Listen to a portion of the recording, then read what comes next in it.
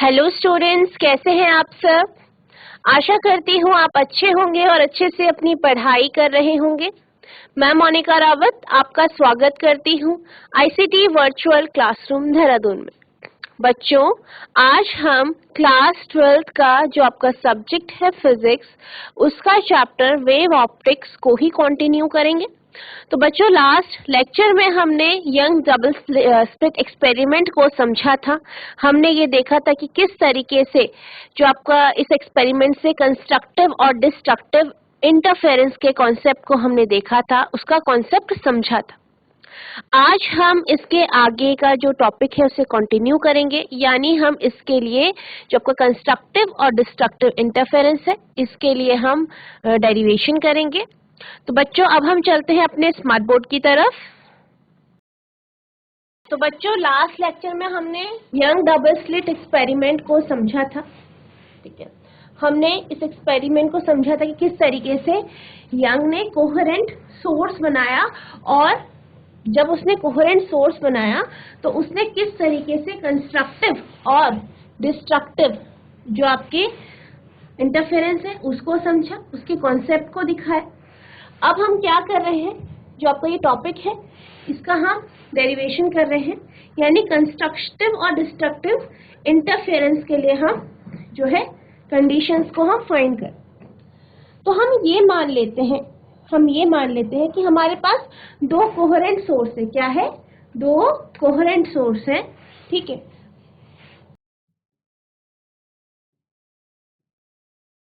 Let the wave of to coherent sources. हम ये मान लेते हैं हमारे पास जो दो कोहेरेंट सोर्स है उनकी जो वेव है, ठीक है, जो उनकी क्या है, वेव है, उनको हम मान लेते हैं आपका y1 और y2।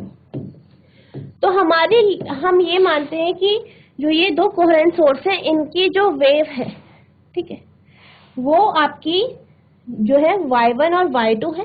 y1 की जो इक्वेशन है वो a sin ओमेगा t है, और y2 जो है वो आपकी है b sin omega t plus 1,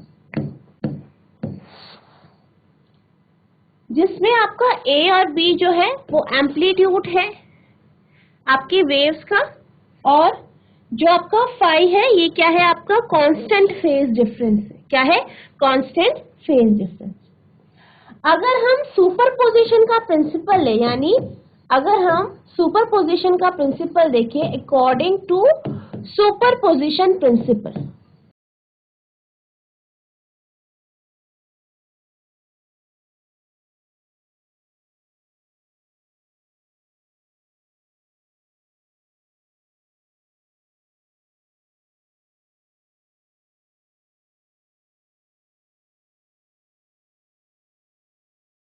according to superposition principle, अगर हम सुपरपोजिशन प्रिंसिपल देखें तो सुपरपोजिशन के अकॉर्डिंग, जैसे कि आप जानते हैं y बराबर y1 प्लस y2 हो जाएगा, यानी हम इन दोनों वेव्स का क्या कर रहे हैं, सुपरपोजिशन कर रहे हैं। जैसे कि हमने किसमें देखा था, आपका यंग डबल स्लिट एक्सपेरिमेंट में देखा था कि उसमें क्या हो रहा था, वेव्स का सुपरपोजिशन हो रहा था। तो इसी तरीके से हम सुपरपोजिशन को y ले लेंगे, y बराबर y1 प्लस y2। अब हम इनकी वैल्यूज यहाँ पुट कर देंगे, तो y1 की वैल्यू है a sin omega t plus y2 की आपकी वैल्यू है b sin omega t plus 1।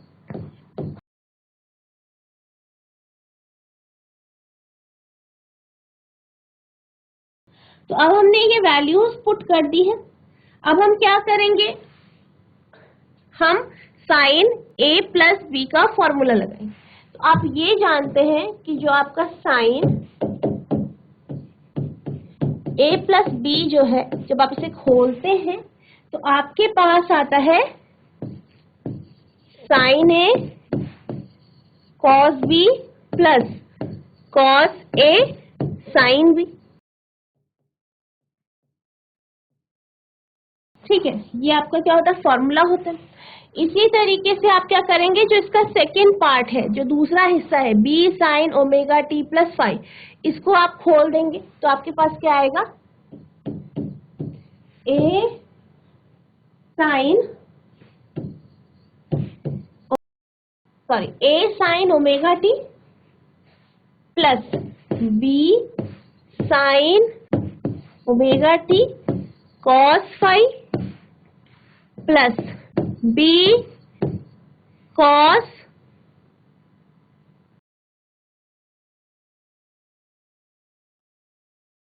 Omega t sin five, ऐसे आएगा। ठीक है, इस तरीके से आप इसे एक्सपेंड कर देंगे, इसकी जो सेकंड टर्म है, जो second b sin omega t plus five है। अब हम क्या करेंगे, इसमें sin ओमेगा t को कॉमन लेंगे तो हमारे पास आ जाएगा a, तो हमारे पास क्या आ जाएगा आपका, sin ओमेगा t हम कॉमन ले लेंगे, a plus b cos five plus b cos omega t sin five. अब हम इस b को अगर हम अंदर ले लें, बीच में ले, यानी हम इसको मॉडिफाई करके इस तरीके से लिख सकते हैं, sin omega t a plus b cos five plus cos omega t dot b sin five. अब हम क्या करते हैं, हम a plus b cos five को लिख देंगे r cos फाइव और b sin फाइव को लिख देंगे r sin।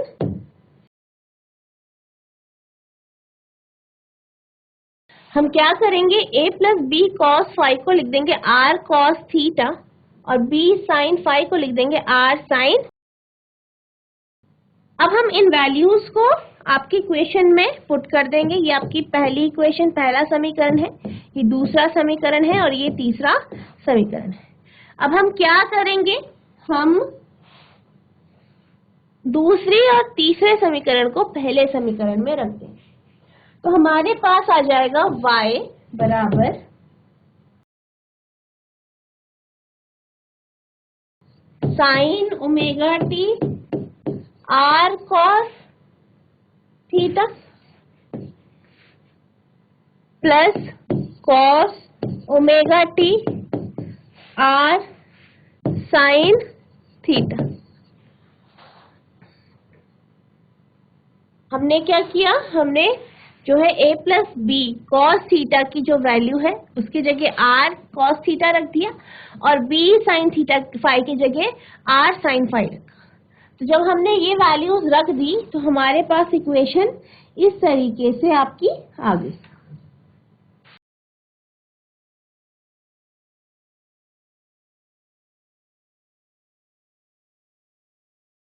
आई होप आपको इतना समझ में आ गया होगा। अब हम क्या करेंगे, r को कॉमन ले लेंगे, r हमारा बाहर आ जाएगा, अंदर हमारे पास sine omega t cos theta plus cos omega t sin theta, ये बचेगा। अब हम ये जानते हैं कि जो आपका sine a cos b plus cos a sin b जो होता है ये आपका बराबर होता है आपके साइन a प्लस b के। तो हम क्या करेंगे, इस फॉर्मूले को इस पे रख देंगे, y बराबर r, आपके पास जाएगा sign omega t plus theta. तो ये हमारी y की वैल्यू आ गई, यानी सुपरपोजिशन की जो वैल्यू है वो आपकी इस तरीके से आ जाएगी। इसे हम इक्वेशन नंबर 4 यानी समीकरण 4 मान लेते हैं।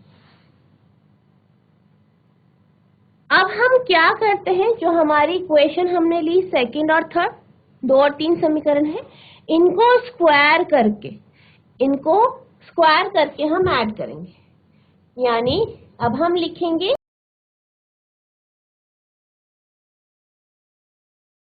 स्क्वायरिंग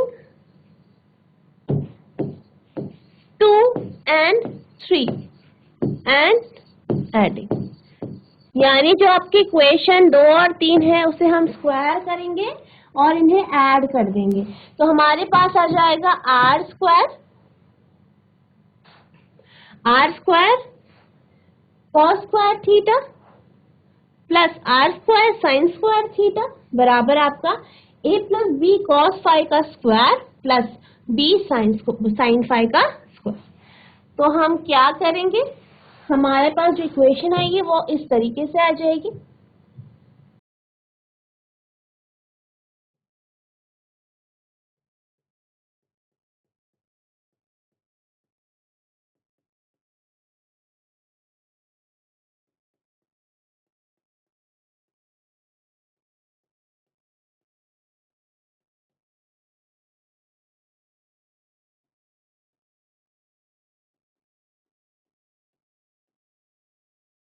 अब हम लेफ्ट साइड से आर स्क्वायर को कॉमन ले लेते हैं, अंदर हमारे पास बच जाएगा cos square theta plus sine square theta,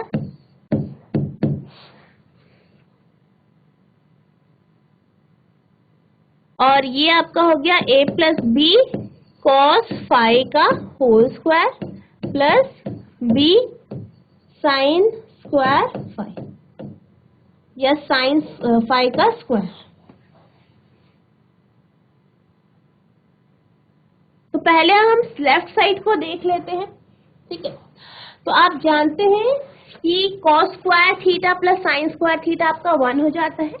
तो आपका जो लेफ्ट साइड है इसमें आपके पास आप बच जाएगा आर स्क्वायर इंटू 1 बराबर, अब आप क्या करेंगे, इसको खोलेंगे। तो जो पहला टर्म है a plus B cos phi का स्क्वायर, इसको आप लिख सकते हैं A square plus B square cos square phi plus 2ab cos phi. ये हमारा एल्जेब्रिक आइडेंटिटी जो आपने क्लास 6-7 में मैथ्स में पढ़ी है, a प्लस बी का होल स्क्वायर, उससे हमने खोला है। तो हमारे पास इस तरीके से ये एक्सपेंड हो जाएगा। अब जो हमारी दूसरी टर्म है उसे हम इस तरीके से लिख सकते हैं बी स्क्वायर साइन स्क्वायर, ठीक है, ये ऐसे हो गया। अब हमारे पास आ जाएगा r square equals to a square plus B square cos square phi plus 2ab cos phi plus B square sine square. I hope आपको इतना समझ में आ गया होगा। अब हम क्या करेंगे, हम जो आपके पास B square cos square phi है और B square sine square phi है, इसको एक तरफ रख देंगे, एक साथ रख लेंगे और बी स्क्वायर को कॉमन ले लेंगे। तो हमारे पास जो ये टर्म है आर स्क्वायर की आ जाएगी इस तरीके से A square plus B square cos square phi plus B square sine square phi plus 2ab cos phi. अब जो आपकी सेकेंड और थर्ड टर्म है इसमें अगर हम बी स्क्वायर को कॉमन ले लेंगे तो हमारे पास कॉस स्क्वायर फाई और साइन स्क्वायर फाई बचे, कॉस स्क्वायर फाई और प्लस साइन स्क्वायर फाई। आप ये जानते हैं कॉस स्क्वायर फाई और साइन स्क्वायर फाई क्या हो जाता है, आपका 1 होता है। तो आपका जो है इस तरीके से हम इसे ट्रीट करेंगे। अब हम क्या करेंगे, नेक्स्ट स्टेप में चलते हैं, जैसे अभी मैंने आपके साथ डिस्कस किया, ठीक है। अब हम क्या करेंगे, जो हमारे पास जो हमने शिफ्ट किया था इसको अब हम इस तरीके से करेंगे, आर स्क्वायर बराबर A square plus B square को कॉमन ले लेंगे। अभी आपने देखा, जैसे मैंने अभी बताया आपको, अंदर बच जाएगा आपका cos square phi plus sine square phi plus 2ab cos. अब cos square phi plus sine square phi आपका 1 होता है, cos square theta plus sine square theta 1 होता है। इसकी जगह हम 1 लिख सकते हैं, यानी 1 लिख सकते हैं तो आपका आर स्क्वायर बराबर A square plus B square into 1 plus 2ab cos phi ये आ जाएगा। यानी आर स्क्वायर बराबर A square plus B square plus 2ab cos phi आ जाएगा। यानी आर की वैल्यू आएगी under the root A square plus B square plus 2ab cos phi। ये जो हमारे पास आया है, ये हमारे पास आर की वैल्यू आ गई है।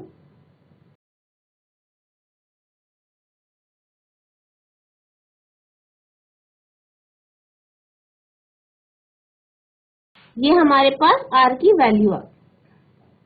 तो आर जो है वो हमारे पास जो आपका रिजल्टेंट या सुपरपोजिशन के बाद जो आपकी वेव आई है, रिजल्टेंट वेव है, उसका जो है ये एम्पलीट्यूड है, रिजल्टेंट एम्पलीट्यूड है।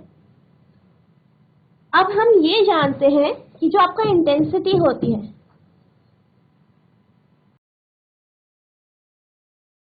जो आपकी इंटेंसिटी जिसे आप तीव्रता कहते हैं, ये क्या होती है? ये डायरेक्टली प्रोपोर्शनल होती है।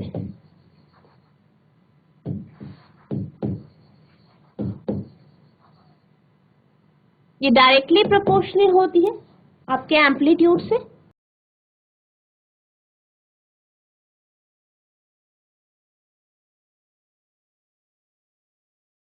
तो यानी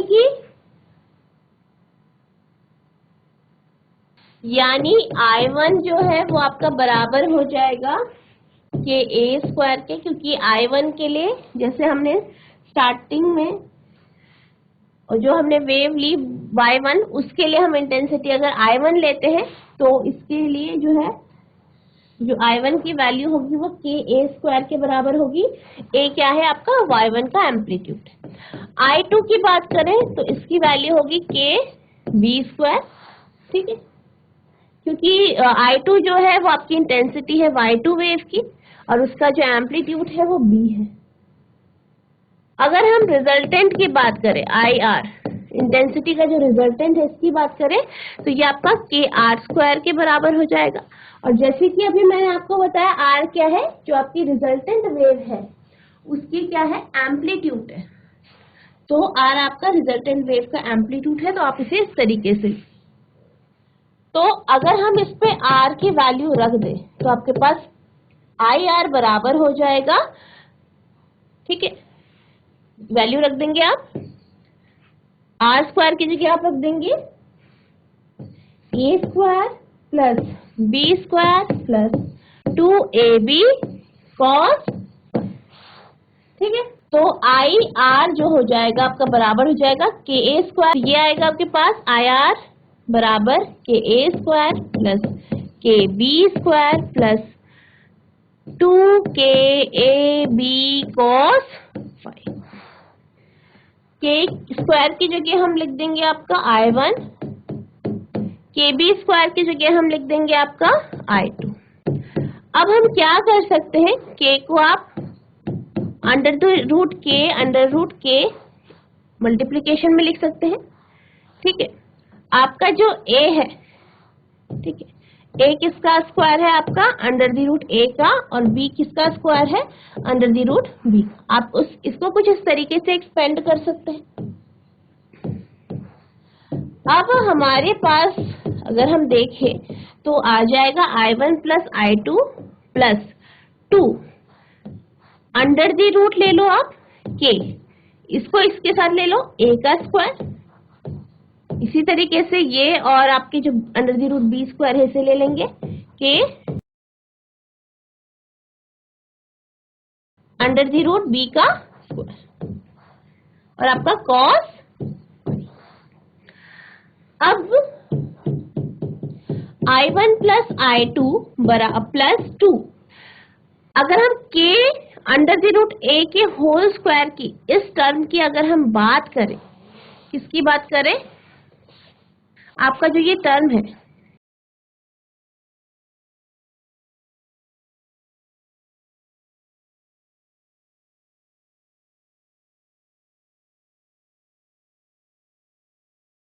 अगर हम इस टर्म की बात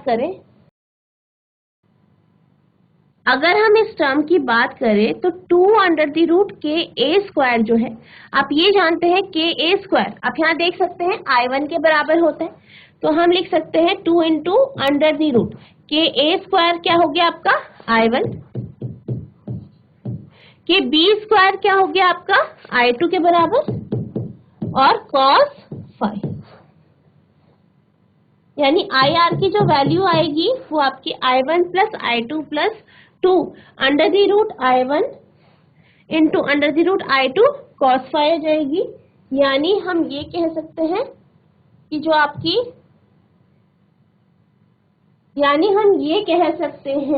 कि जो आपकी IR की वैल्यू आई वो बराबर आएगी I1 plus I2 plus 2 √I1 I2 cos phi।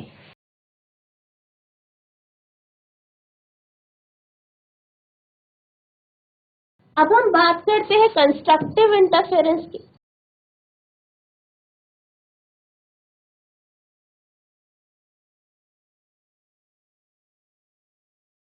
अगर हम कंस्ट्रक्टिव इंटरफेरेंस की बात करें तो कंस्ट्रक्टिव इंटरफेरेंस में cos phi आपका मैक्सिमम होगा, यानी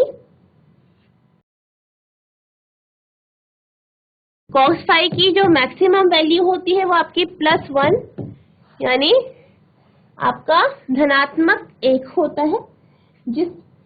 अगर हम देखें तो cos की वैल्यू +1 किस में होती है, जब phi की वैल्यू आपकी होगी 0, 2 पाई, 4 पाई, 6 पाई, इस तरीके से होगी।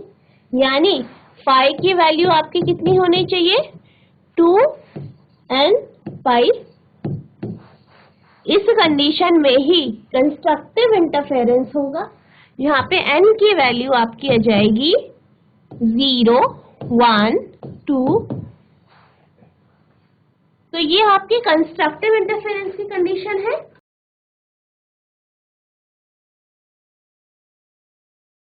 अब हम पाथ डिफरेंस की बात करते हैं। अगर हम x को पाथ डिफरेंस लें, इन दो वेव्स का, जो हमने दो y1 और y2 वेव ली है, उनका अगर हम x को पाथ डिफरेंस लें, क्या लें, पाथ डिफरेंस लें, तो x की वैल्यू जो होगी वो आपकी λ/2 पाई इंटू फाई होगी। लैम्डा एज इट इज आएगा, 2 पाई एज इट इज, फाई की वैल्यू 2n पाई होती है, 2 पाई कैंसिल हो गया, यानी n लैम्डा, यानी x की वैल्यू आपकी n लैम्डा हो जाएगी। तो ये आपका पाथ डिफरेंस आ गया कंस्ट्रक्टिव इंटरफेरेंस के। किसके लिए, कंस्ट्रक्टिव इंटरफेरेंस के लिए हमारा पाथ डिफरेंस आ गया। इसी तरीके से अगर हम डिस्ट्रक्टिव इंटरफेरेंस की बात करें, किसकी बात करें, अगर हम इसी तरीके से अगर हम डिस्ट्रक्टिव इंटरफेरेंस की बात करें, किसकी बात करें, डिस्ट्रक्टिव इंटरफेरेंस की बात करें,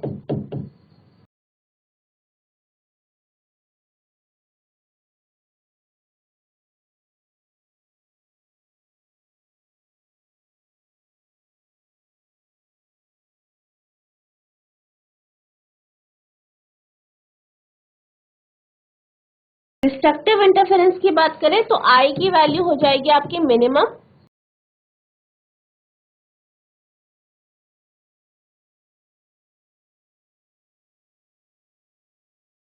यानी कि इंटेंसिटी आपकी कम हो जाएगी। यानी cos phi की अगर हम वैल्यू देखें तो ये आपकी मिनिमम होगी, यानी -1 हो जाएगी। और cos phi मिनिमम कब होता है, जब phi की वैल्यू आपकी पाई, 3 पाई, 5 पाई, 7 पाई, इस तरीके से आपकी होती है। यानी phi की वैल्यू होती है आपकी 2n-1 इंटू पाई। तो ये आपकी phi की वैल्यू होती है, यानी एंगल की वैल्यू होती है, जहां n की वैल्यू आपकी 1, 2, 3, 4 इस तरीके से होती है। अब हम पाथ डिफरेंस की बात करते हैं, यानी x की बात करते हैं इस कंडीशन में। तो हम ये जानते हैं x बराबर लैम्डा बाय 2 पाई इंटू 5 होता है, यानी लैम्डा बाय 2 पाई, पाई की जो वैल्यू आएगी वो आपकी 2n माइनस 1 इंटू पाई आएगी, यानी कि आपकी जो वैल्यू आएगी वो आपकी 2n माइनस 1, यानी जो आपका x है उसकी वैल्यू आएगी 2n minus 1 into lambda by 2। तो ये आपका पाथ डिफरेंस आ गया डिस्ट्रक्टिव इंटरफेरेंस के लिए। हम ये निकालते हैं कि जब हम कंस्ट्रक्टिव इंटरफेरेंस की बात करते हैं तो हमारा फाई की वैल्यू या कॉस फाई की जो वैल्यू है, ठीक है, बेसिकली कॉस फाई की जो वैल्यू है वो 1 हो जाती है। तो इस कंडीशन में जो आपका R है, एम्पलीट्यूड और इंटेंसिटी की क्या वैल्यू आती है हम ये देख लेते हैं। तो अगर हम पहले कंस्ट्रक्टिव इंटरफेरेंस की बात करें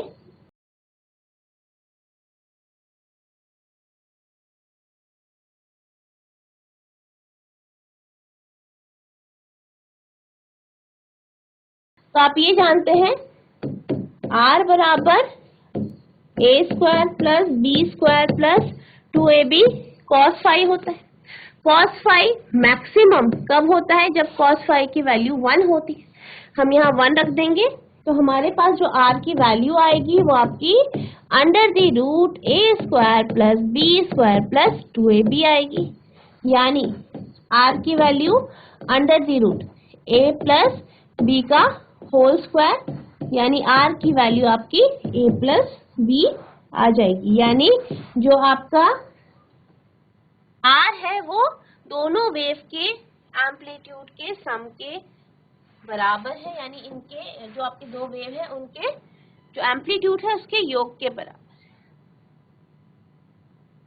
यानी जो आपकी R मैक्स है ये आपकी R मैक्स की वैल्यू होगी, यानी जो आपका रिजल्टेंट या सुपरपोजिशन में जो आपको वेव मिल रही है y, उसका जो एम्पलीट्यूड है वो मैक्सिमम होता है किसके बराबर? आपके दोनों वेव के एम्पलीट्यूड के सम के बराबर। इसी तरीके से अगर हम डिस्ट्रक्टिव इंटरफेरेंस की बात करें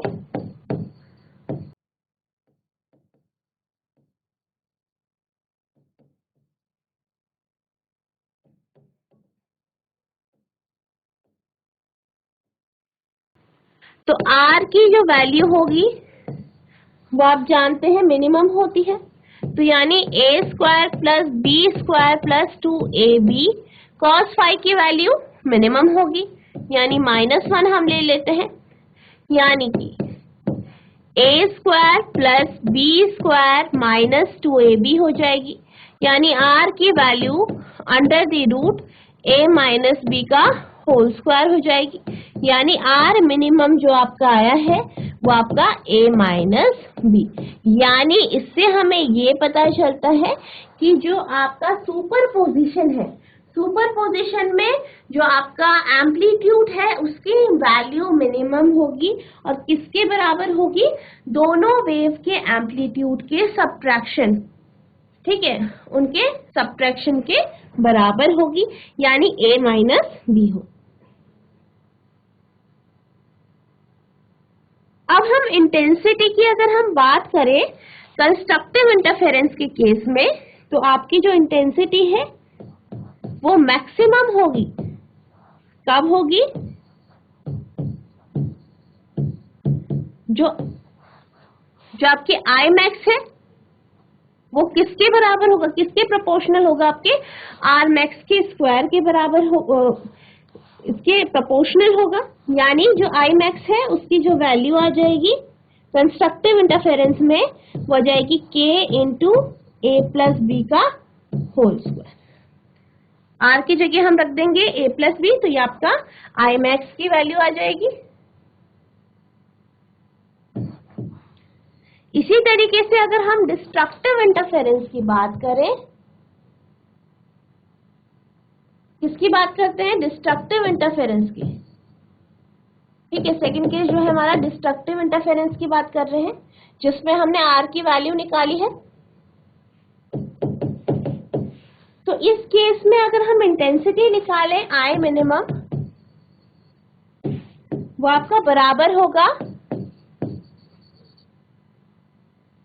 या आप ये कह सकते हैं वो आपका क्या होगा, प्रोपोर्शनल ले लेते, आर मिनिमम के स्क्वायर के प्रोपोर्शनल होगा, यानी आई मिनिमम हो जाएगा के इंटू आर मिनिमम का स्क्वायर, यानी आई मिनिमम बराबर हो जाएगा के इंटू आर मिनिमम की वैल्यू आपकी a माइनस बी है, यानी a माइनस बी का स्क्वायर।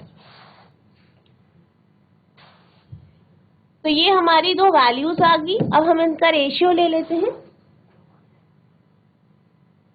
अगर हम आई मैक्स बाय आई मिन करें तो हमारे पास जाएगा के ए प्लस बी का होल स्क्वायर अपॉन के ए माइनस बी का होल स्क्वायर, या आप कह सकते हैं इनका रेशियो जो आएगा वो आपका आएगा आई मैक्स अपॉन आई मिन बराबर ए प्लस बी का होल स्क्वायर अपॉन ए माइनस बी का होल स्क्वायर।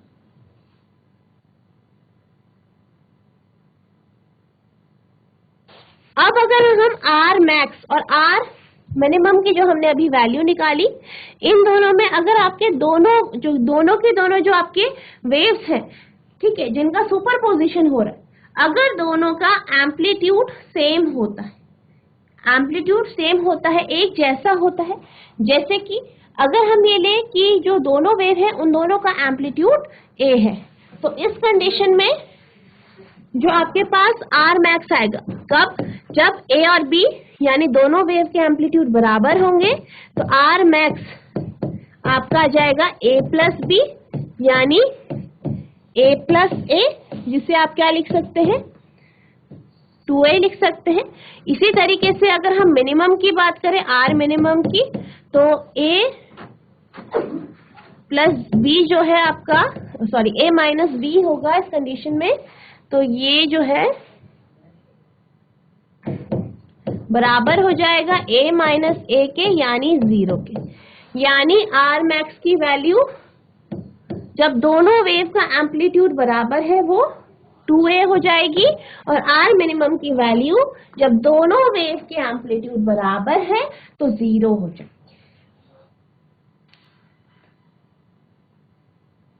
तो ये इस तरीके से आप जो है कंस्ट्रक्टिव और डिस्ट्रक्टिव इंटरफेरेंस के जो कॉन्सेप्ट है उसके आप एक्सप्रेशंस लिखेंगे और एक्सप्रेशंस डिराइव करेंगे।